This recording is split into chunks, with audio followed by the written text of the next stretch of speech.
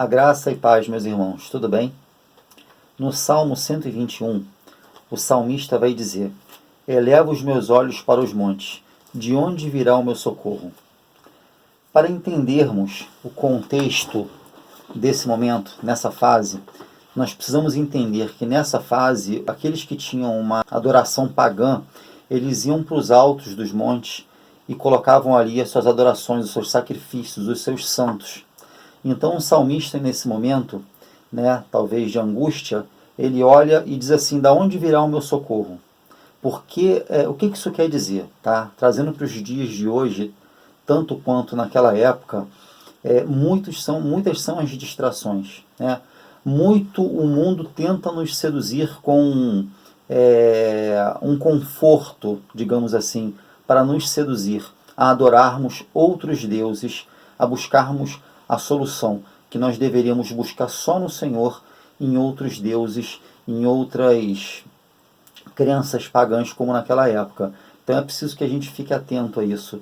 Isso aqui eu acho que é um detalhe importante na palavra, nos mostrando que devemos estar atentos todos os dias, adorando somente aquele que realmente pode nos dar o caminho para a salvação, não só depois que nós morrermos, mas durante essa vida, como eu sempre falo, para que nós tenhamos uma vida digna, uma vida, com a real felicidade, com o real equilíbrio em família, na sociedade e com nós mesmos. Então o socorro, ele virá sempre do Senhor, aquele que é o princípio, o meio e o fim, aquele que é o Senhor dos exércitos, aquele que nos deu o seu Filho, que morreu na cruz por nós e que no terceiro dia ressuscitou, porque nem a morte tem poder sobre ele. É dali que vem o nosso socorro. Sempre será dessa única fonte o nosso socorro. Então a gente precisa ficar atento a isso e não permitir que esse tipo de sedução venha nos tirar desse processo, de fé, de adoração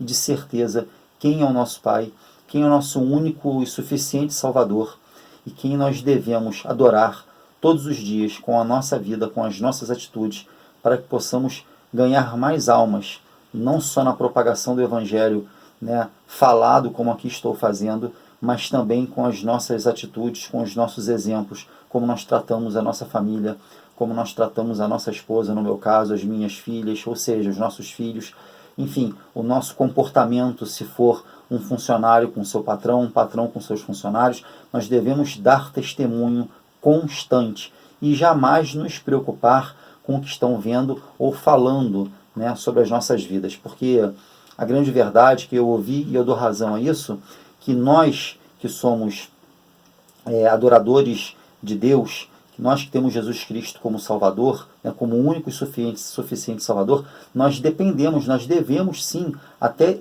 querer que existam fofoqueiros nas nossas vidas, porque nós precisamos mostrar para essas pessoas a conduta que nós temos sem nenhum medo e pedir, entre aspas, que eles sejam propagadores disso. Pedir que eles falem da gente sim, que eles chamem a gente de fanático se for o caso, tá? Porque só Deus basta, porque só isso basta, porque só aquilo basta, só a tua esposa basta, não importa. Essa é a conduta de quem segue ao único Deus. E outra coisa, aqueles que não entendem porque não estão maduros o suficiente para germinar uma boa semente, mas um dia estarão.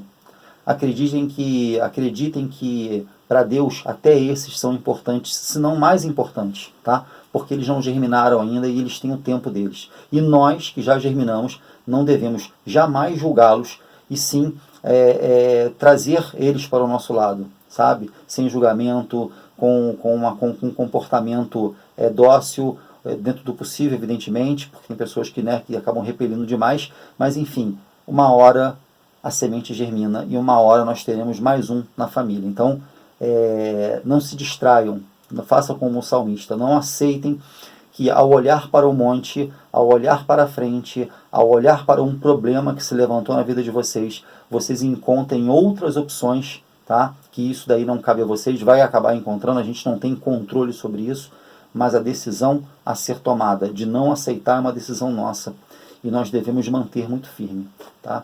Desejo que vocês tenham uma vida maravilhosa, que Deus abençoe vocês em todas as áreas, que os sonhos de vocês se realizem, que a família de vocês seja abençoada com muito amor, muita paz e que Jesus Cristo esteja sempre no coração de vocês. Peço com muito carinho o que sempre faço: se inscrevam no meu canal, propaguem essa mensagem compartilhando com o maior número possível de pessoas. Nós precisamos aumentar um movimento como esse, né, de propagar a palavra de Deus. E um simples apertar de botão você vai estar fazendo isso. Então, por favor, não custa nada, se inscreve no canal, compartilha a mensagem, me ajuda a levar o mais longe possível isso, fazendo a vontade de Deus, como está na sua palavra, de pregarmos o Evangelho por todo o mundo. Tá bom? Fiquem na paz de Cristo e que Deus os abençoe.